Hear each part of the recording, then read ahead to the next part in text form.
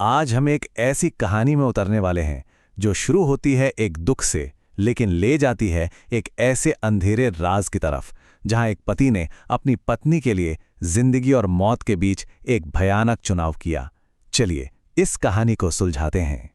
ये देखिए, उस कमरे में कोई है, पर वो तुम्हारे पीछे नहीं आएगा।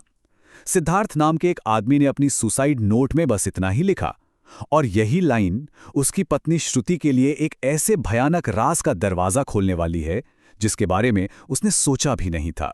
तो कहानी शुरू होती है श्रुति से। अपने पति की मौत से वो टूटी हुई है, लेकिन उसे अंदाजा भी नहीं है कि उसकी जिंदगी में अब कुछ ऐसी अजीब और अहोनी घटनाएं होने वाली हैं जो सब कुछ बदल देंगी। सोचिए, आधी रात का वक्त है। अचानक बालकनी के दरवाजे पर दस्तक होती है, पर वहां कोई नहीं। फिर उसके मरे हुए पति सिद्धार्थ के नंबर से एक अजीब सा मैसेज आता है, नीचे आओ। लेकिन जब तक श्रुति कुछ समझ पाती, फोन से वो मैसेज और कॉल लॉग सब कुछ जैसे हवा में गायब हो जाता है। आखिर हो क्या रहा था? जवाब ढूंढने के लिए वो भागकर गाड़ी में जाती है, जहां सिद्धार्थ का फोन और वही बंदूक रखी है जिससे उसने खैर वो फोन चेक करती है, ये सोचकर कि शायद उसमें कुछ मिलेगा। लेकिन वहां भी कुछ नहीं। वो अजीब मैसेजेस वहां से भी गायब थे। मैसेजेस तो नहीं मिले, लेकिन उसकी जगह जो मिला उसने श्रुति के पैरों तले जमीन खिसका दी। फोन में 2 अलग-अलग अनजान औरतों की तस्वीरों से भरे फोल्डर्स थे। सारी तस्वीरें सिटी सेंट्रल लाइब्रेरी में ली गई थी। तो क्या सिद्धार्थ का कोई अफेयर चल रहा था? क्या यही वजह थी उसकी मौत की? अब श्रुति के पास एक ही सुराग था, वो लाइब्रेरी। वो वहां पहुंचती है और उस लाइब्रेरियन निशा से मिलती है, जिसकी तस्वीर उसने फोन में देखी थी। उसके दिमाग में था कि वो एक धोखे का पर्दाफाश करेगी, लेकिन जो सच सामने आने वाला था वो उसके सोचे से भी कहीं ज्यादा डरावना था। तो निशा बताती है कि हाँ, वो सिद्धार्थ से मिली थी, सिर्फ एक बार। सिद्धार्थ उसे अपने घर ले गया था, पर वहां कुछ अजीब हुआ। एक किस के बाद सिद्धार्थ अचानक से अजीब, यहां तक कि हिंसक बर्ताव करने लगा। वो बेहद परेशान लग रहा था। ये वो सिद्धार्थ बिल्कुल नहीं था जिसे श्रुति जानती थी, बिल्कुल नहीं। और फिर उस अजीब घटना के बाद सिद्धार्थ ने बस इतना कहा, कुछ काम नहीं कर रहा है, मुझे इसे खत्म करना होगा। मतलब साफ था, वो कुछ करने की कोशिश कर रहा था जो फेल हो गई, पर इसे खत्म करना होगा। किससे या क्या? वहां से लौटते वक्त श्रुति निशा को अपने बारे में एक अजीब बात बताती है कि कैसे 4 साल पहले एक एक्सीडेंट में 13 मिनट के लिए उसका दिल धड़कना बंद हो गया था। टेक्निकली वो मर चुकी थी, और उन 13 मिनट में उसने खुद को एक कमरे के दरवाजे पे खड़ा देखा था। एक ऐसा कमरा जिसमें अंधेरे के सिवा कुछ नहीं था, द डार्क रूम। अचानक सब जुड़ने लगता है। यही तो सिद्धार्थ ने अपनी सुसाइड नोट में लिखा था। और ठीक तभी निशा एक ऐसी बात बताती है जो इस पूरी कहानी का रुख मोड़ देती है। वो कहती है कि सिद्धार्थ उसे जिस घर में ले गया था, वो श्रुति का घर था ही नहीं। वो तो एक अलग ही जगह थी, एक पुल के पार, जंगल के बीच में एक अजीब सा जला हुआ सा घर। जब श्रुति और निशा उस घर में पहुंचते हैं तो उनके होश उड़ जाते हैं। वो घर उनके अपने घर की एकदम उल्टी एक मिरर इमेज कॉपी था। हर चीज वैसी ही, बस उल्टी। और घर के बीचों बीच एक लकड़ी की गुड़िया लटक रही थी। अब तो ये बिल्कुल साफ था, ये कोई अफेयर नहीं था, ये कुछ और ही था, कुछ बहुत बुरा। अपने घर वापस आकर श्रुति को सिद्धार्थ की स्टडी में वो चीज मिलती है जो इस पूरी पहेली को जोड़ देगी।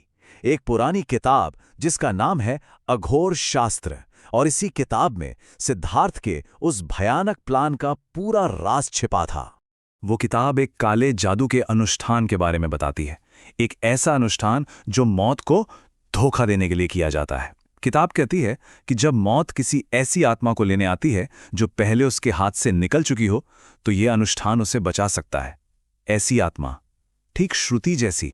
और अब सब कुछ साफ हो जाता है। सिद्धार्थ का कोई अफेयर नहीं था, वो श्रुति को धोखा नहीं दे रहा था। वो तो श्रुति की जान बचा रहा था। वो मौत को धोखा देने की कोशिश कर रहा था, इसलिए उसने वो घर बनाया। और इसलिए याद है वो 2 औरतें जिनकी तस्वीरें फोन में थीं? केयरटेकर से पता चलता है कि पहली औरत जो श्रुति की हमशक्ल थी, उसकी बलि दी जा चुकी थी। सिद्धार्थ उसे ही उस जंगल वाले घर में लाया था, लेकिन शायद वो अनुष्ठान फेल हो गया और इसलिए उसे एक और बलि की जरूरत थी। इसलिए वो निशा को वहां ले गया था। निशा अगला शिकार थी। इस सच का सामना करने के लिए श्रुति वापस उस जंगल वाले घर जाती है और वहां उस गुड़िया के ठीक नीचे उसे एक तहखाना मिलता है और उस तहखाने में उस औरत की लाश। जैसे ही श्रुति ये देखती है, ठीक उसी पल उसका फोन बजता है। फोन पर सिद्धार्थ की आवाज है, या कहना चाहिए बिल्कुल सिद्धार्थ जैसी आवाज। अब आखिरी जंग शुरू होने वाली थी, श्रुति और मौत के बीच। वो आवाज श्रुति को कहती है, देखो उसने तुम्हें बचाने के लिए क्या कुछ नहीं किया, पर हुआ क्या? वो मर गया। एक और बेकसूर औरत मारी गई और इस सब की वजह तुम हो। वो उसके प्यार को, उसके बलिदान को एक बोझ बना रही थी। और फिर वो कहती है, खत्म कर दो खुद को, गाड़ी में गन है, उठाओ उसे। जो गलती तुमने 4 साल पहले जिंदा बचकर की थी, उसे सुधारने का यही एक रास्ता है। श्रुति गन उठाकर अपने सिर पर रख लेती है। वो हार मान लेती है, लेकिन तभी उसके दिमाग में सिद्धार्थ की सुसाइड नोट की वो लाइन गूंजती है, उस कमरे में कोई है, पर वो तुम्हारे पीछे नहीं आएगा। अगर वो उसके पीछे नहीं आएगा तो फिर यह आवाज उसे मरने के लिए क्यों कह रही है? और उसी पल में जैसे बिजली सी कौंधती है, वो चिल्लाती है, तुम सिद्धार्थ नहीं हो, मेरा सिद्धार्थ मुझे कभी मरने के लिए नहीं कहता। वो समझ जाती है ये आवाज उसके पति की नहीं, उस चीज की है जिससे सिद्धार्थ उसे बचा रहा था।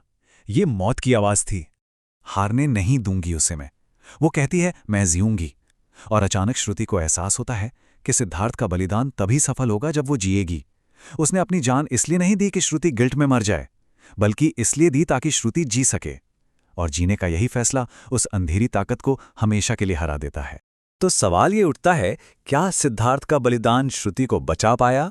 एक तरह से हाँ, उसने उस शैतानी ताकत को श्रुति तक पहुंचने से रोका, लेकिन आखिर में श्रुति को मौत से बचाने वाला सिद्धार्थ नहीं, बल्कि श्रुति का अपना फैसला था, जिंदा रहने का फैसला।